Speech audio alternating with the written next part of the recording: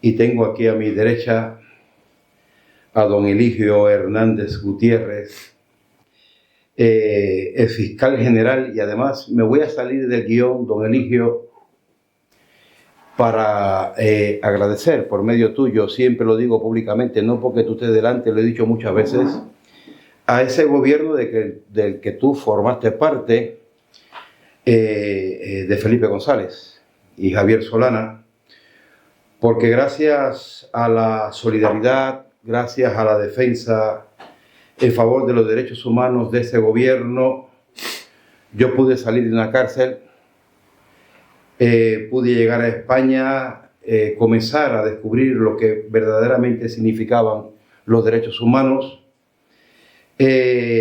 pude incluso, en favor de esos mismos derechos, que ese gobierno me reunificara con mi mujer y con mis hijos, que la prisión no solamente era estar condenado 5 años detrás de una reja, sino que además el aislamiento de tus seres queridos, la prohibición de poder leer todo lo que, bueno, una celda da para mucho, ¿no? Si es que te dejan, aunque sea leer o escribir. Pero venimos a hablar de usted. En su extensa vida profesional y política destaca el hecho, por encima de todos, que usted, don Eligio, es el único español en la historia de este país que en el ámbito jurídico ha ejercido las 3 profesiones de la carrera judicial, como magistrado de la carrera, como fiscal general del Estado y como abogado en ejercicio, hasta su jubilación. Y en el plano político ha estado usted también en los 3 poderes del Estado, en el poder legislativo como diputado, en el poder ejecutivo como delegado del Gobierno de Canarias y en el poder judicial como vocal del Consejo General del Poder Judicial. Usted nace en el Pinar, Isla del Hierro, en Canarias, licenciado en Derecho por la Universidad de La Laguna y diplomado en Derechos Humanos por la Universidad de Estrasburgo. Tiene una amplia carrera profesional. Yo traigo 2 folios, pero si los leo, creo que le voy a restar mucho, porque lo verdaderamente importante es su ponencia, su conferencia, sus ideas, intentando dejar entre nosotros un legado para sus hijos, para sus nietos, para el país por el que usted tanto ha luchado. Es un placer y un honor tenerle en esta casa. Insisto que para mí usted, como el gobierno al que perteneció, significan tanto en torno a mi libertad. Muchas gracias, don Eligio.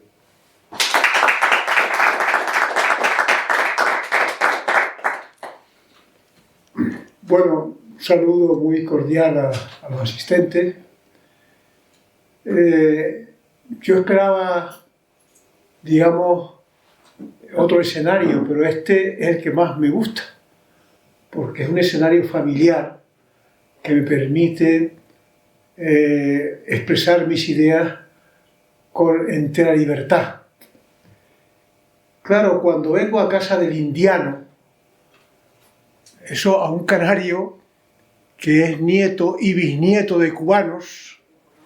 En Cuba hay 3 nacionalidades, la española, la gallega y la isleña. ¿No?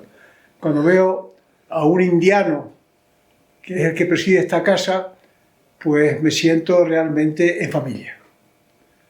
Porque yo nací cantando puntos cubanos, que es lo que se cantaba puntos cubanos. Mis 2 abuelos estuvieron en Cuba, y de ahí para atrás toda una generación de canarios que sería muy largo hablar. Celebro de verdad la constitución de esta federación. Y les voy a decir por qué. Tiene una importancia trascendental. Porque, lo explicaré ahora, vivimos unos momentos políticamente graves, en los que el Estado de Derecho se está cuestionando, por no decir, se está destruyendo. Alguien ha dicho que el Estado de Derecho se está convirtiendo en un estado de desecho. El garante de los derechos humanos en todo Estado de Derecho es el Poder Judicial. Los jueces son los que garantizan el Estado de Derecho y son los que hacen que la policía, la Guardia Civil y todo el mundo vaya por la senda de la Constitución. De tal manera que si el Poder Ejecutivo vulnera, como lo está haciendo la Constitución, los jueces puedan poner freno a esa vulneración de la Constitución. Esto es importante. No voy a hacer una exposición porque no es lo que yo pensaba hacer de la teoría sobre los derechos humanos, pero sí decir que creó los derechos humanos la Revolución Francesa. Fue la primera declaración de derechos humanos, luego la ONU, luego el Convenio Europeo del 51, pero destacaba como derechos humanos, ha sido destacado por nuestro amigo la libertad. Sin libertad no hay derechos humanos. Pero no ha sido repetido en ninguna declaración posterior. Me llamó la atención que un derecho humano era la resistencia a la opresión. Cosa curiosa. No ha sido repetida luego en ninguna declaración de derechos humanos. El tema de la ultraderecha. Es autor de ese disparate el señor Sánchez. Le voy a decir por qué. Cuando perdimos las elecciones en Andalucía, granero histórico de la izquierda, donde nunca había ganado la derecha históricamente, al día siguiente o 2 días comparece en el Parlamento el señor Sánchez. Yo pensé que era para hacer una autocrítica. No. Fue recibido en olor de multitudes por la militancia. Y dijo, hay que luchar contra la ultraderecha. O sea, y la locura es que todo el mundo le aplaudió. Y hoy tenemos algo terrible. La militancia socialista está arrodillada ante el jefe de gobierno más mediocre que ha tenido España en el último siglo. El señor Zapatero y el señor Sánchez han vuelto a dividir a España, a los españoles. La famosa derecha o izquierda. Don José Ortega y Gasset, en su reunión de las masas, que decía que ser de derecha o de izquierda es uno de los 2 caminos de coger ser humano para ser idiota, porque es una división absolutamente falsa.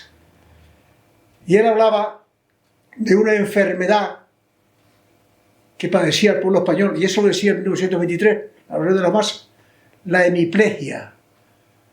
La enfermedad de la hemiplegia consiste en que los militantes de los partidos políticos no piensan, son incapaces de pensar más allá de las directrices de quien dirige el partido. Son incapaces de pensar. Decía antes mi amigo, la Policía Nacional, son incapaces de pensar. Y a los que piensan distinto, somos todos de la fachosfera. Ha logrado la militancia socialista. Yo todavía soy inexplicablemente militante, estoy esperando que me expulsen de cualquier momento, pero no lo logro. Y la militancia socialista ha recogido ese mensaje y hoy cualquier crítica, no, nosotros o la fachosfera.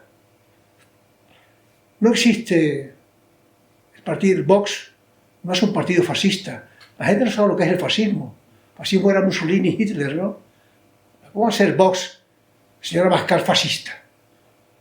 Y no estoy de acuerdo con él, pero evidentemente de eso a pensar que sea fascista, le está haciendo mucho daño al Partido Popular.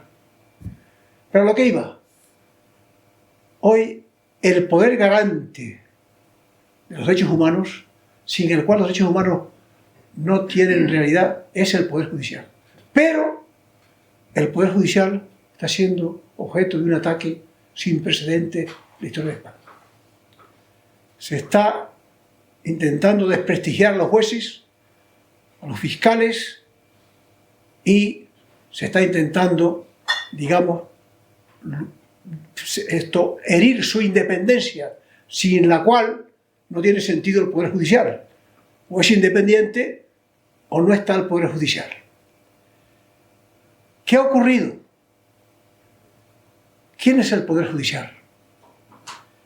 Está ocurriendo un fenómeno que yo ya he escrito sobre él, que las tres representaciones del Poder Judicial han fracasado. El Consejo del Poder Judicial ha fracasado. Sin remedio. Ha fracasado el Tribunal Constitucional, sin remedio. Y ha fracasado el Fiscal General del Estado. Basta remitirme a que es la primera vez en la historia judicial española que un fiscal se va a sentar en el banquillo del Estado. Sea la cúpula de la justicia, que es un valor fundamental en el ordenamiento jurídico, ha fracasado. Y voy a explicar por qué. Pero es que debajo del Consejo del Poder Judicial, debajo de la Fiscalía del Estado y Tribunal Constitucional, hay 5.200 jueces y 2.600 fiscales que son el verdadero Poder Judicial, que están sufriendo las consecuencias de lo mal que lo han hecho la cúpula judicial.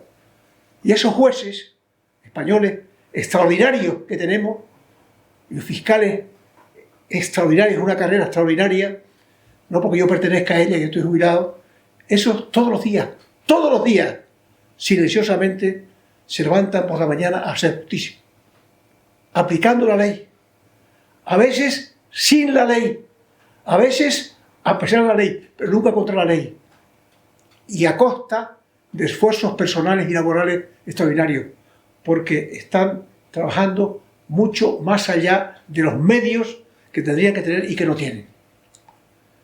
Por consiguiente, a veces se ignora que el Consejo General del Poder Judicial no es el Poder Judicial, es el órgano de gobierno. Y claro, la gente, yo le digo, acuérdense de leer el artículo 117 de la Constitución. La justicia emana del pueblo y se administra en nombre del rey por jueces y magistrados integrantes del Poder Judicial. El Poder Judicial real está sufriendo las consecuencias de quienes están en la cúpula, pero afortunadamente ahí están para en un momento determinado luchar contra las inmunidades del poder. La función de un juez es luchar contra las inmunidades del poder. Desgraciadamente estamos viviendo épocas sobre el Poder Judicial terribles, no solo en España, en Estados Unidos. Estados Unidos tendrá muchos defectos, el imperio del capital, el capitalismo, pero es el Estado de Derecho formalmente más perfecto que ha creado el ser humano. Y estamos asistiendo que se ha elegido a un presidente que había hecho posible el allanamiento y la invasión del Parlamento y que ha sido condenado por sentencia firme por un delito relacionado con una actriz pornográfica. Eso nunca lo había hecho el Tribunal Supremo. Antiguamente una magistrada que propuso Trump, proponiéndola para que le diera la victoria electoral primera, le votó en contra, por razones que son jueces perpetuos. Nunca había pasado. Estuvo Clinton a punto de que le hicieran un impeachment por haber tenido un desvaneos amorosos con una becaria en la Casa Blanca. O sea que en eso fueron estrictos. Sin embargo, ahora han tenido una visión, una amplia tolerancia, es decir, que el Estado de Derecho está en crisis. En España y en la que yo consideraba y considero todavía modelo del Estado de Derecho. Ha habido un juez norteamericano, son elegidos por el pueblo, cosa que en España sería imposible, porque aquí nos imaginamos a los abogados haciendo campaña electoral para ser elegidos jueces sin saber la gente si tiene preparación o no para eso. Llevan 200 años y ya está asumido. Un juez americano ha dicho que no aplica el decreto de Trump impidiendo que se nacionalice a un hispano que ha nacido en Estados Unidos. Vemos cómo el Poder Judicial es la que... El Poder Judicial se ha convertido en España en el dique de contención frente a las arbitrariedades del poder. Porque el Poder Legislativo, no hay Estado de Derecho sin separación de poderes. Y no hay Estado de Derecho sin declaración de derechos del hombre y del ciudadano. Hace falta, antes se decía, hace falta la separación de poderes, legislativo, ejecutivo y judicial. No, y además hace falta la Declaración Fundamental de los Derechos Humanos. ¿Por qué el legislativo está en crisis? Porque no se está legislando ordinariamente. La legislación ordinaria obliga a presentar un proyecto de ley previo dictamen del Consejo de Estado, del Consejo Fiscal y del Consejo del Poder Judicial, para que la ley esté rigurosamente luego estudiada y esté saneada, y no pase como que luego haya leyes como el sí o sí, que son auténticos disparates, ¿no? Es decir, hoy se legisla a través de proposición de ley. Hoy decía una catedrática en El País, Carmona, catedrática de Derecho Constitucional, ha dicho que el país tiene importancia, porque el país ha dado la vuelta, ha dicho que la legislación a base de proposición de ley que se salta los dictámenes previos, nada menos que en el Consejo de Estado. Yo estuve en el Consejo de Estado. Yo que he hablado en el Tribunal Supremo durante 2 horas, cuando tenía que hablar en el Consejo de Estado, fui miembro del Consejo de Estado, me temblaban las piernas. Por la altura jurídica, preparaba durante 2 meses mi intervención en el Consejo de Estado y ahora simplemente el señor Sánchez pasa del Consejo de Estado y legisla sin el Consejo de Estado informe. Y se está legislando por proposiciones de ley, que sí, las proposiciones de ley, dice esta catedrática hoy mismo, que es una manera heterodoxa de legislar. Y todavía es peor legislar a veces decretos leyes. El 50% de la actividad legislativa del Parlamento hoy es a través de decretos leyes, que son decretos ómnibus, que aparte de reformar una ley, meten otras leyes, de tal manera que yo ya como jurista me he perdido.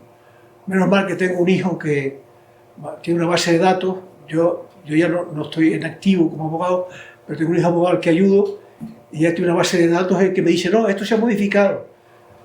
Que la modificación afecta a 40 leyes. ¿Cómo es posible controlar todo eso, no? Es decir, todo esto viene... ¿Por qué ha fracasado el Consejo del Poder Judicial? Vamos a examinarlo. El problema es presentarme yo a decir que ha fracasado el Poder Judicial, la Fiscalía del Estado y el Tribunal Constitucional, que no son Poder Judicial. El Tribunal Constitucional no es Poder Judicial. El Poder Judicial termina en el Tribunal Supremo. Es importante. El fiscal tampoco y el Consejo del Poder Judicial tampoco. ¿Por qué ha fracasado? Porque el Consejo del Poder Judicial, yo estuve en él, es simplemente un parlamento judicial. Es decir, todos los problemas del Parlamento, los enfrentamientos, las irregularidades parlamentarias que se están cometiendo, los enfrentamientos se trasladan al Consejo del Poder Judicial, porque el modelo tiene su origen en el Parlamento y traslada al Consejo del Poder Judicial las pugnas del Parlamento, las hostilidades del Parlamento. Copiaron el sistema francés, pero lo copiaron mal, porque en Francia el Poder Judicial en Italia lo preside el presidente de la República y forma parte de él el ministro de Justicia. Cosa que aquí hubiera sido... Da igual que se discuta que los 12 vocales del Consejo del Poder Judicial los elijan los jueces o se eligen en el Parlamento. Da igual, porque si los 12 vocales del Consejo, como quiere el Partido Popular, que tuvo mayoría para cambiarlo y no lo cambió, y en el 2013 pudo haber cambió la ley para que las asociaciones judiciales pudieran proponer a los jueces y magistrados que formaran parte de los 12 vocales del Consejo de Justicia. Da igual, porque los 12 vocales judiciales van a estar también contaminados por el Parlamento, aunque hayan sido elegidos por los jueces, porque se convierten, lo dice mi experiencia, todo lo que digo yo no tiene nada que ver con teoría, son criptomilitantes. Forman parte del partido político, no oficialmente, pero se convierten en criptomilitantes de un partido político. No tiene remedio el Consejo del Poder Judicial. En una reforma constitucional que yo estoy en solitario diciendo que ha de producirse, hay que eliminar el Consejo del Poder Judicial. No tiene remedio. Tan remedio no tiene que cuando se ha logrado por fin, después de 5 años, renovarlo, a la hora de emitir un informe, hay un grupo que se llama progresista, que hacen informes distintos. No se ponen de acuerdo. Pero es que no se podrán poner de acuerdo. No se pondrán de acuerdo. Es fruto de la división de los españoles, la gravísima división de los españoles, división que se ha trasladado a todo el Estado. La ley que yo la viví, que uno va teniendo años, la primera ley de 1967 de amnistía, fue la ley que reconcilió a las dos Españas. La Constitución de los españoles, ha dicho Alfonso Guerra, que fue un armisticio entre las dos Españas que habían estado durante 200 años con guerras civiles, pronunciamientos y derramando sangre. Pero yo estaba presente el día que se aprobó la ley de amnistía. Yo era juez de instrucción en Telde y vine a una reunión en Madrid y Gregorio Pérez Guarro me dio permiso para entrar en el Parlamento. Y recuerdo, se aprobó por 392 votos y 5 en contra. Las dos Españas fue el segundo abrazo de Vergara. Las dos Españas enfrentadas. Ya no era, como decía Antonio Machado,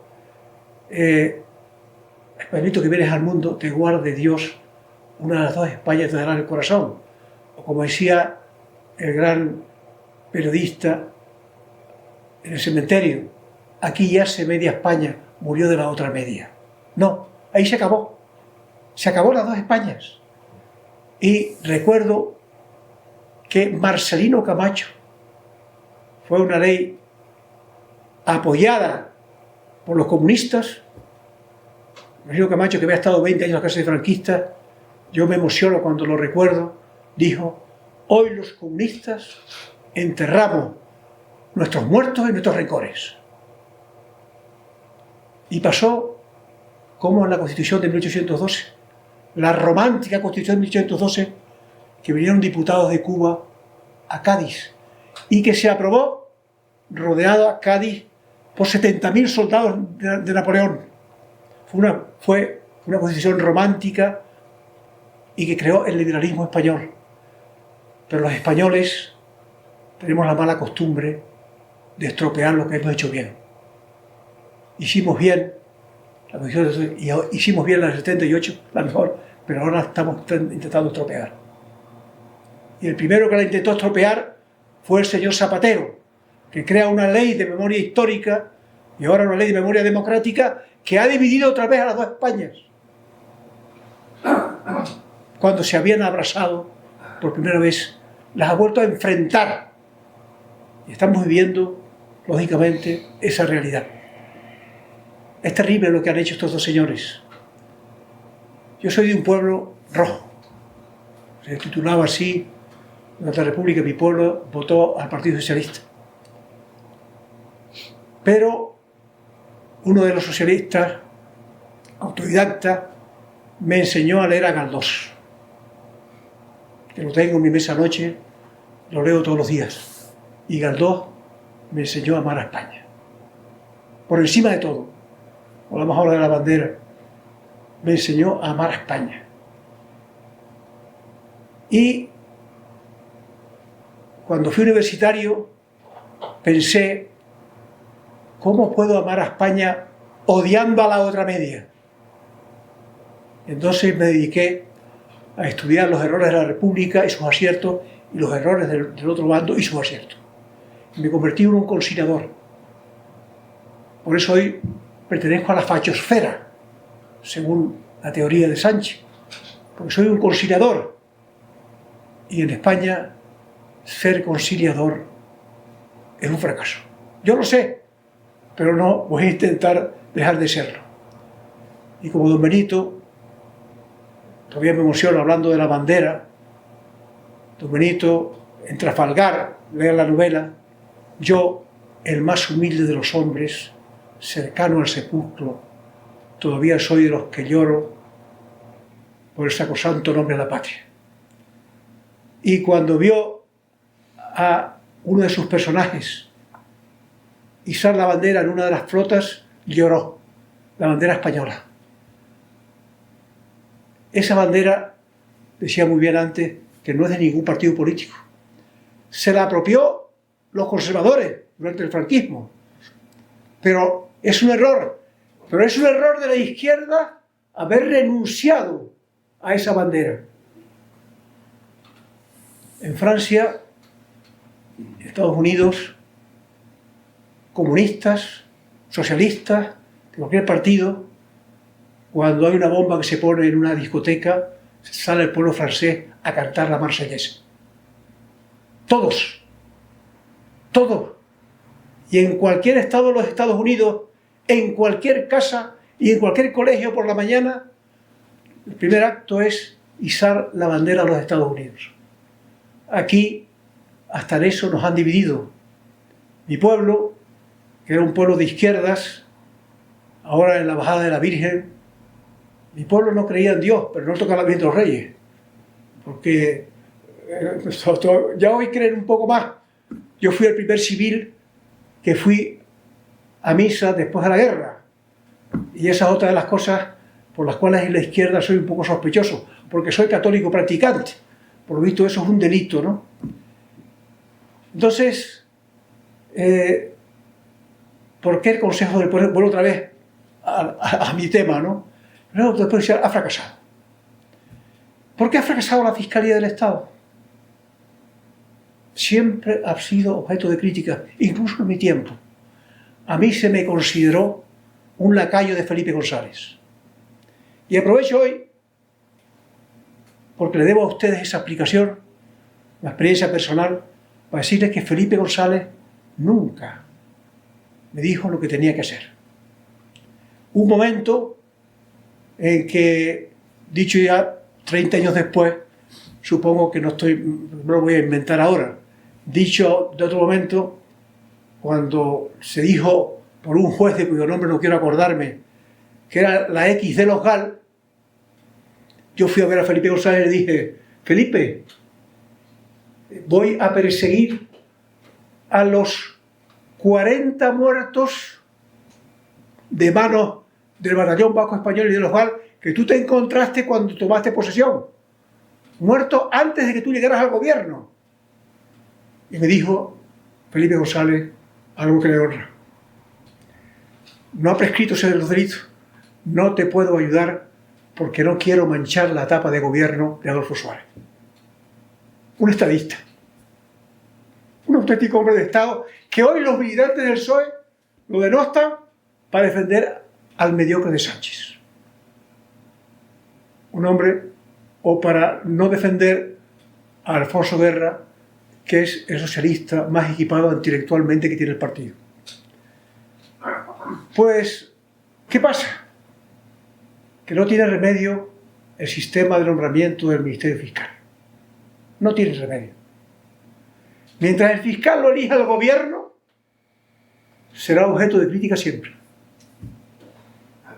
Por muchas vueltas que le den, por muy legalista que sea el fiscal del Estado, y yo, perdonen la vanidad, lo fui, y me criticaron, porque me nombró el gobierno. no tiene remedio, mientras al fiscal no lo elija el Parlamento y no dependa del gobierno. El Tribunal Constitucional. Con la transición, estoy hablando de cosas que he vivido con los protagonistas de lo que le estoy diciendo. Lo he vivido, no lo he leído, lo he vivido. La transición, el Tribunal Supremo,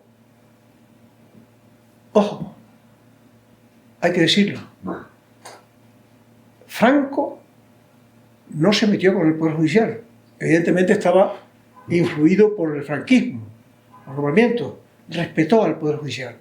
Porque don Blas Pérez González, ministro de Interior con Franco durante 11 años, natural de La Palma, catedrático de Derecho Civil, yo siempre lo respeté porque era catedrático de Derecho Civil, y la República tuvo muchos defectos, pero sacar una cátedra de la República o una tesis doctoral no es la que sacó Sánchez. Hay que tener categoría para ser catedrático de la República. Es una de las aportaciones que hay que reconocerle. No se meta usted con los jueces. Las penas de muerte que están haciendo en España, eso durante el 40, durante el 39, al final del 40, hubo 10 fusilamientos diarios. Que lo hagan los consejos de guerra. Los jueces manténganlos al margen de eso. Y cuando ya los militares le dijeron, Excelencia, vamos a pasar a la historia como criminales, como gente que está condenando a muerte, Franco crea el Tribunal de Orden Público al margen de los jueces. Los jueces no los tocó. Pero ese fue el Tribunal Supremo que tenía prestigio. Yo saqué las oposiciones con Franco. Quiero decir antes que el año pasado, el día de Todos los Santos, el alcalde de mi pueblo socialista, siempre ganaba las elecciones del PSOE, me dijo, te vas a llevar una sorpresa. Se me quedaba por decirlo, vuelvo otra vez a otro tema. Y te vas a llevar una sorpresa cuando entres en el cementerio. Porque tu amigo íntimo comunista nos dio la idea de hacer un monolito a la entrada del cementerio. En ese monolito estaban, por orden alfabético, los muertos de los dos bandos nacionales. Si hubiese tenido acceso con Sánchez, que no quiero tenerlo, oye, vete al Pinar para que aprendas lo que es la reconciliación. Bueno, pues el fiscal del Estado tiene que ser nombrado por el Parlamento. Tribunal Constitucional.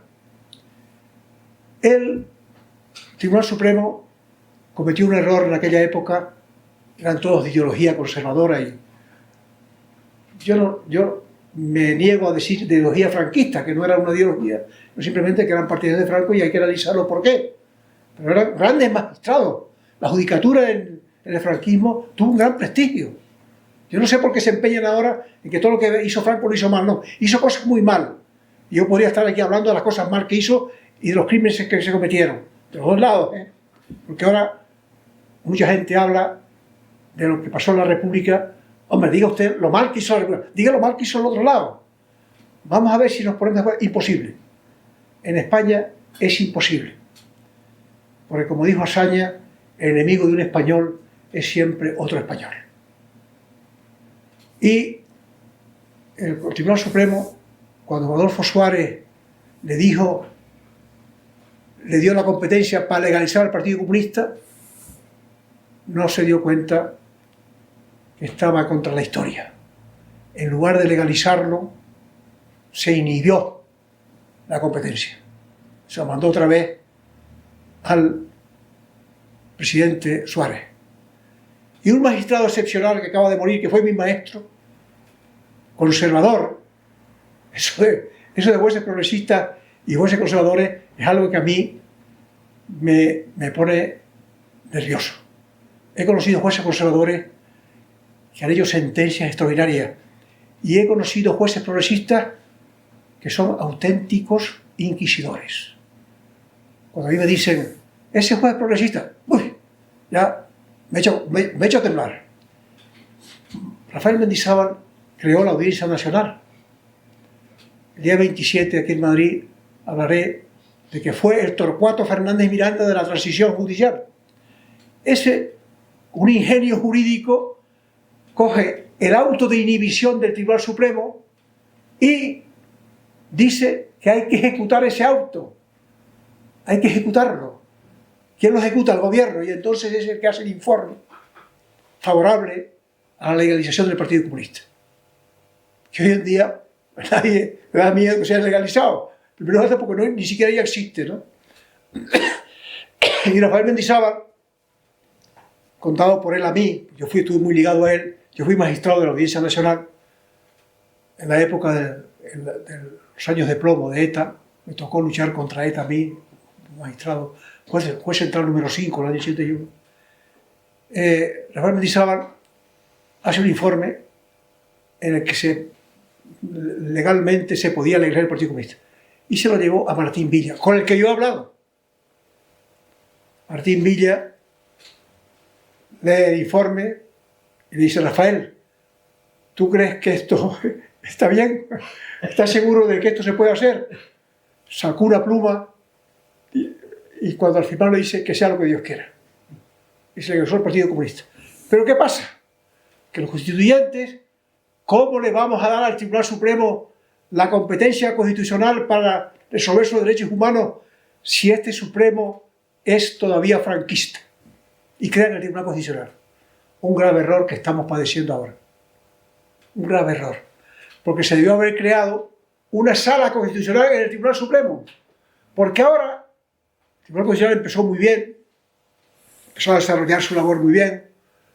Magistrados extraordinarios como García Pelayo, que estuvo exiliado, catedrático de Derecho Constitucional, maestro del derecho, como Tomás y Valiente, y fueron una época dorada. Pero ahora se ha convertido en un tribunal de casación, una tercera instancia por encima del Tribunal Supremo. Le revoca sentencias saliéndose de su competencia. Y eso crea lo que alguien si tiene curiosidad, sería lo que se llama la guerra de los jueces. La guerra que ha habido actualmente. Recientemente hay un auto de la Sala Segunda del Tribunal Supremo que advierte que las resoluciones del Tribunal Constitucional pueden ser una prevaricación, como por ejemplo haber revocado una sentencia firme sobre los Jerez de Andalucía que era sobre hechos probados por el Tribunal Supremo. Usted solo puede examinar los derechos fundamentales y de ahí, si no está de acuerdo, ir al Tribunal Europeo de Derechos Humanos. Menos mal que es una garantía hoy. Por lo tanto, hay que modificar la Constitución para eliminar el Tribunal Constitucional. Ya la gente sabe de antemano qué es lo que va a votar el Tribunal Constitucional. Todo el mundo se pregunta a prensa qué va a juzgar el Tribunal Constitucional sobre la amnistía. 7-4. Ya lo sabemos de antemano. ¿Es posible eso? Yo que he estado deliberando en tribunales colegiados, que muchas veces entro a deliberar con mis compañeros y no sé si yo, que soy el ponente, voy a intentar convencer a los demás compañeros. Yo soy magistrado de la Sala de lo Contencioso, me jubilé en Tenerife. Esto ya se sabe lo que va a fallar el Tribunal Constitucional. Y dicta la sentencia más importante de la historia de España sobre el proceso de Cataluña. Un juicio que se celebró televisado por un excepcional magistrado, Manuel Marchena. Yo he estado ligado también, tengo la suerte de ligarme con dos grandes maestros del derecho. ¿Cómo dirigió ese juicio? Con todas las garantías. Y eso que era difícil, dominar a los grandes abogados que estuvieron por allí y al Ministerio Fiscal, que lo hizo muy bien además el Ministerio Fiscal. Bueno, pues luego vamos a ver qué dice el Tribunal Constitucional sobre el juicio del proceso. No estamos seguros de que lo vaya a confirmar. Es decir, se ha convertido en un tribunal político. ¿Por qué?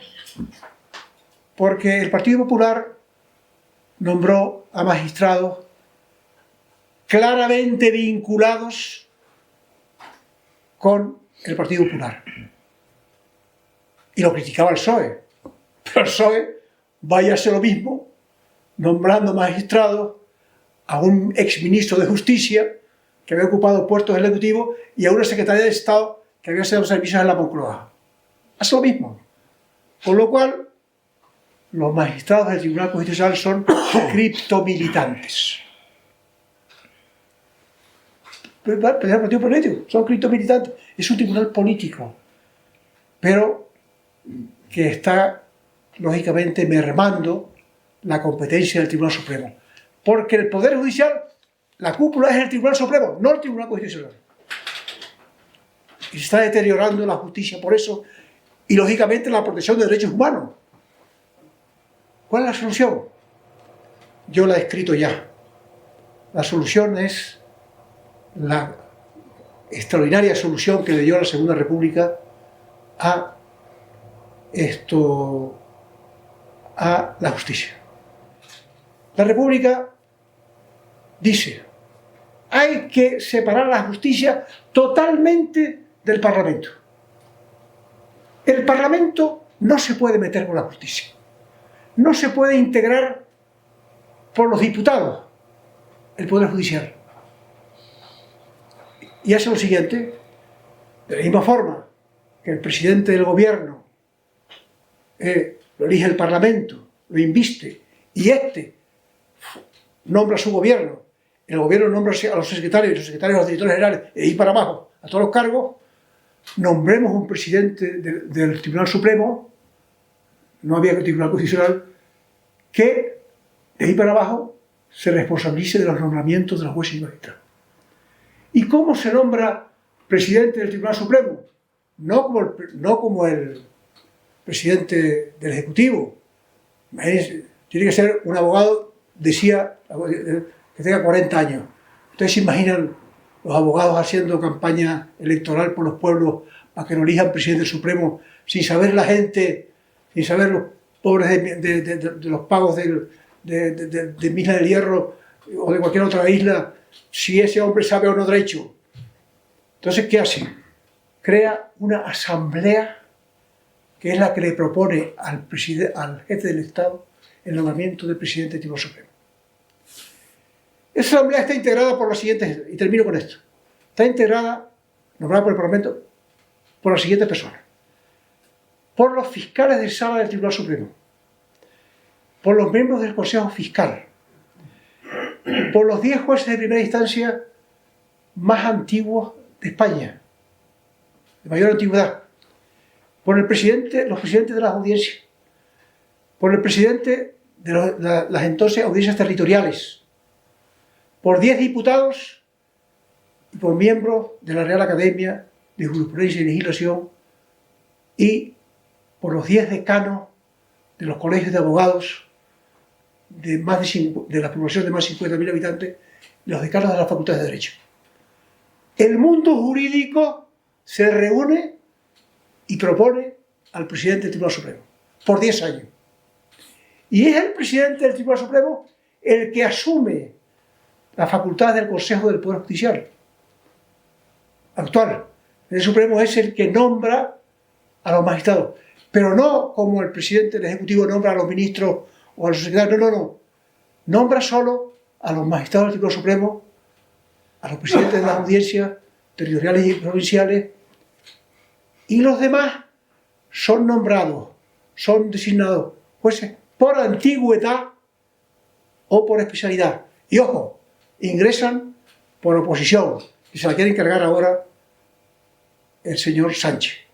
Quiere controlar el acceso de los jueces a la carrera judicial, cuando la oposición, que es bastante dura, lo sabré yo, que tardé 4 años en ingresar a la carrera judicial, pero la oposición es lo que te da la independencia.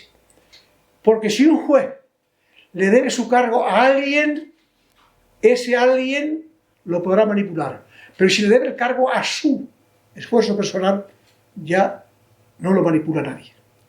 Entonces, aún la República decía que a los jueces ascienden por antigüedad o por especialidad, igual que ahora.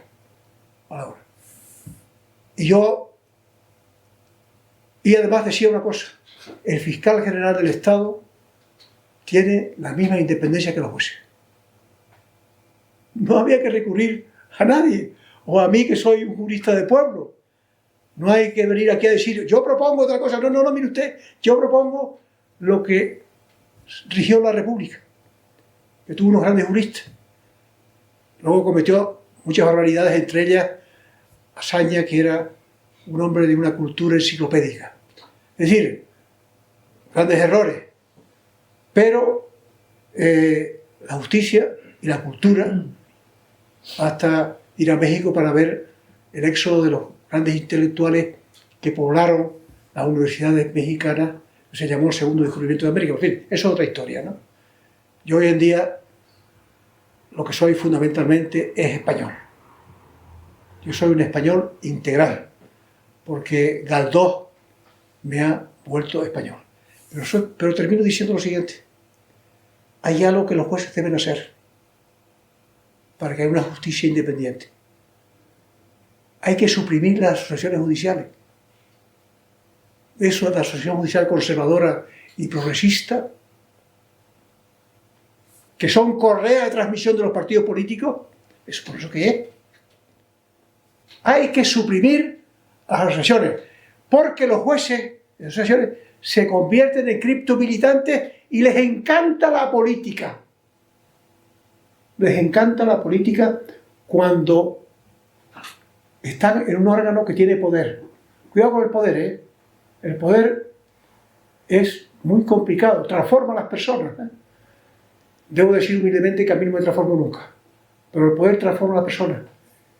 Y hay que ser otra cosa, que yo la digo hoy, probablemente sea el único juez de España que lo diga mirando a la cara a ustedes. El juez que va a la política no puede volver a la judicatura.